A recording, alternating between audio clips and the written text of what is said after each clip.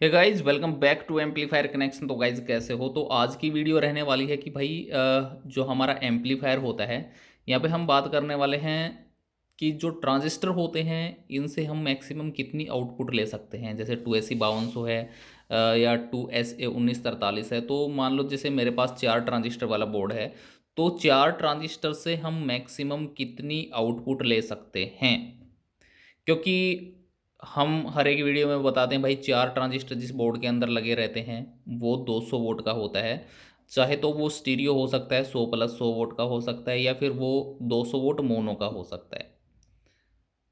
ठीक है। और एक ट्रांजिस्टर हमारा लगभग 50 वोल्ट के करीब हमें आउटपुट देता है ऑडियो में। अगर हम 2 ट्रांजिस्टर लगाते हैं तो हमें 100 वोल्ट RMS की पावर मिलती है। यही हम बोलते हैं हर एक वीडियो में, या कोई और बंदा है वो भी यही बोलता है। तो आज हम इसी टॉपिक पे बातें करने वाले हैं। तो वीडियो को लाइक कर दो और जो नए बंदे हैं वो चैनल को सब्सक्राइब कर लेना।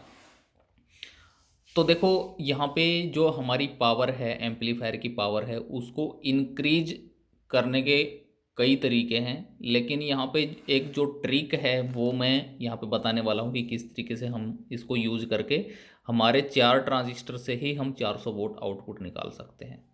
यानी कि सिंगल ट्रांजिस्टर से हम 100 वोल्ट RMS निकाल सकते हैं। ठीक है, ये बात हम करेंगे इस वीडियो में। तो वीडियो को लाइक तो कर दो भाई, और पूरा देख लेना वीडियो को, क्योंकि फिर क्वेश्चन बच जाते हैं आप लोगों के, फिर कमेंट में करते हो कि सर ये समझ नहीं आया। तो पूरा देखना वीडियो को। ठीक है। तो देखो क्या होता है कि मान लो मेरे पास ये डबल चैनल स्टीरियो बोर्ड है, मान के चलते हैं। दो एक साइड लगे रहते हैं ट्रांजिस्टर, दो एक साइड लगे रहते हैं। तो दो दो ट्रांजिस्टर यहाँ पे लगे हुए हैं, तो क्या होगा, मेरे पास 100 + 100 वोल्ट RMS है दोनों चैनल्स में। ठीक है। तो वो जो RMS पावर निकलेगी वो कितने ओम पे निकल रही है, वो निकलेगी 4 ओम पे। ठीक है। जैसे मान लो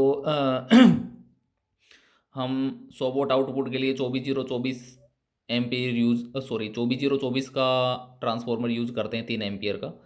अगर मान लो हमें जैसे 200 वोल्ट यूज करना है, 200 वोल्ट आउटपुट लेनी है 4 ट्रांजिस्टर से, तो उसमें क्या होता है, उसमें फिर हम 30 0 30 यूज कर लेते हैं, 6 एम्पियर का या 7 एम्पियर या 8 एम्पियर, जो भी आपका मन करे।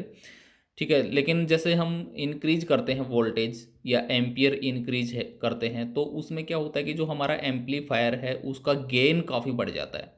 आपको ऐसा लगता है कि पता नहीं कितने वोट का एम्पलीफायर बज रहा है। ठीक है, काफ़ी हाई गेन उसका हो जाता है और सुनने में काफ़ी मज़ा आता है। ठीक है। एक तो चीज़ हो गई ये कि आप किस तरीके से जो आपकी पावर है एम्पलीफायर की वो इंक्रीज कर सकते हो, अपने ट्रांसफॉर्मर की वोल्टेज इंक्रीज करके, ट्रांसफॉर्मर का एम्पियर इंक्रीज करके। लेकिन वोल्टेज और जो एम्पियर है वो वैसे ही इंक्रीज नहीं करना है हमको। वो पहले तो ये चीज़ देखनी है कि जो हमारा एम्पलीफायर का बोर्ड है या एम्पलीफायर है वो कितनी वोल्टेज तक मैक्सिमम सपोर्ट करेगा। जैसे हमारे ट्रांजिस्टर हैं यहाँ पे, जो ये ट्रांजिस्टर हैं ये काफ़ी हाई वोल्टेज के ट्रांजिस्टर हैं, लेकिन हम इन पे फिर भी 30 0 30 ही यूज़ करते हैं, क्योंकि भाई आउटपुट तो हमें वही लेनी है, 100 वोल्ट लेनी है, 200 वोल्ट लेनी है। ठीक है। तो इससे ज़्यादा वोल्टेज का लगाने का फ़ायदा है ही नहीं कुछ, बस ये है कि गेन बढ़ जाता है। बट उसमें जो हमारा बोर्ड है वो उसमें भी फॉल्ट आने का दिक्कत रहता है। तो अगर मान लो फिर भी कुछ परसेंट चांसेस होते हैं, जैसे मेरे पास ये जो बोर्ड है, ठीक है, तो इस पे आप 45 0 45 तक का ट्रांसफॉर्मर आसानी से यूज कर सकते हो।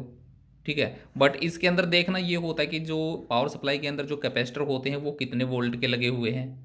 जैसे हम 30 0 30 इस पे यूज़ करते हैं, तो 30 0 30 पे 50 वोल्ट के कैपेसिटर भी चल जाते हैं आराम से। और अगर मान लो हम 45 0 45 यूज़ करेंगे तो वहाँ पे 50 वोल्ट के कैपेसिटर नहीं चलेंगे, ना 63 वोल्ट के चलेंगे, वहाँ पे हमको 80 वोल्ट के कैपेसिटर लगाने चाहिए। इस बात का आपको ध्यान रखना है। ठीक है। तो ये हो गया हमारा वोल्टेज का। तो अभी इसके अंदर जैसे क्या होता है कि एक होता है ट्रांजिस्टर्स को पैरेलल कर करके, जैसे ये ड्राइवर बोर्ड है। ठीक है। ये जो ड्राइवर है ये लगभग हमारा 1000 वोल्ट RMS तक सपोर्ट करता है। अगर हम इसके अंदर जो ट्रांजिस्टर हैं वो ज़्यादा ऐड करते हैं, पैरेलल और करते हैं इसके अंदर ट्रांजिस्टर, तो हम इसकी जो वोल्टेज है उसको और इंक्रीज कर देंगे, और जो एम्पियर है ट्रांसफॉर्मर का उसको भी और इंक्रीज कर देंगे।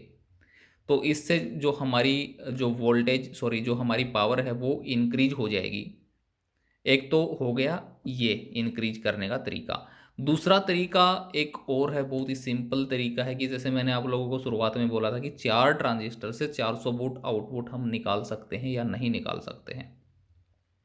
तो यहाँ पे मान लो मेरे पास 4 ट्रांजिस्टर वाला एक स्टीरियो बोर्ड है, तो वो जो आरएमएस मैंने आप लोगों को बताई थी कि 100 + 100 आउटपुट मिलती है 4 ओम पे, तो उसको हम ब्रीज कर सकते हैं।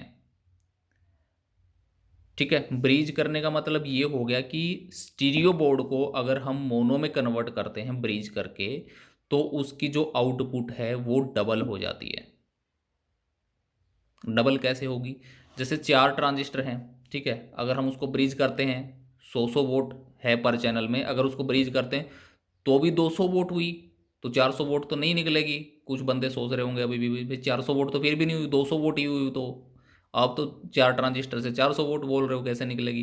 तो इसमें होता क्या है कि जो 100 + 100 वोट आरएमएस हमारी 4 ओम पे थी, ठीक है, वो अभी जो 200 वोट आरएमएस निकलेगी सिंगल चैनल से, वो हमारी 8 ओम पे निकलेगी। यानी कि जो हमारा ओम है वो प्लस हो जाएगा, यानी कि 4 ओम 4 ओम 8 ओम हो गया, और जो हमारी पावर थी वो भी प्लस हो गई। यानी कि 200 वोट जो आरएमएस निकलेगी ब्रीज होने के बाद, वो हमारी 8 ओम पे निकलेगी। पहले जो हमारा एम्पलीफायर था 100 वोट दे रहा था, वो दे रहा था 4 ओम पे। ब्रीज होने के बाद क्या होगा, जो 200 वोट एक चैनल से, मतलब सिंगल चैनल हो जाएगा वो ब्रिज होने के बाद, तो वो जो ब्रिज होने के बाद सिंगल चैनल से जो आउटपुट निकलेगी वो हमारी 8 ओम पे निकलेगी। ठीक है, अभी जो हमारा स्पीकर है, अगर मान लो वो 8 ओम का है, तो वो हमारा जो एम्पलीफायर है उसको 200 वोट देगा 8 ओम पे। ठीक है, तो उसको प्रॉपर आउटपुट मिल गई। तो अभी मान लो हमने जो हमारा स्पीकर है उसके ओम को घटा दिया, 4 ओम कर दिया हमने स्पीकर के ओम को, तो जो हमारा एम्पलीफायर है वो उसको 4 ओम पे 400 वोट देगा। आपको ये पता होगा ही, मैंने काफ़ी सारी वीडियोज़ में भी बताया है कि जब हमारा होम एम्पलीफायर का होम इंक्रीज होता है, सॉरी एम्पलीफायर यानी स्पीकर का, यानी कि जो एम्पलीफायर को हम लोड दे रहे हैं वो होता है हमारा ओम, जो कि स्पीकर का ओम होता है, जब वो इंक्रीज होता है तो हमारे एम्पलीफायर की पावर कम होती है, और जब हमारा स्पीकर का ओम कम होता है तो एम्पलीफायर की पावर ज़्यादा हो जाती है, यानी कि डबल हो जाती है। जैसे मान लो 8 ओम का था, अगर हम 4 ओम का स्पीकर उसके ऊपर लगाएंगे तो उसकी जो पावर है वो डबल हो जाएगी, वो हमें निकाल के देगा 400 वोट। 4 ओम पे 400 वोट हमें निकाल के देगा। ठीक है, लेकिन जब हम किसी एम्पलीफायर को ब्रिज करते हैं ज़्यादा आउटपुट लेने के लिए, तो वहाँ पे जो हीटिंग प्रॉब्लम है वो आती है। तो उसके लिए फिर आपको क्या करना पड़ेगा, जो हीट सिंक होती है वो थोड़ी सी काफ़ी मतलब तगड़ी लगानी पड़ेगी, और जो फ़ैन वगैरह हैं वो आपको उसके लिए यूज करने पड़ेंगे। ठीक है, एक ये हो गई हमारी ट्रिक।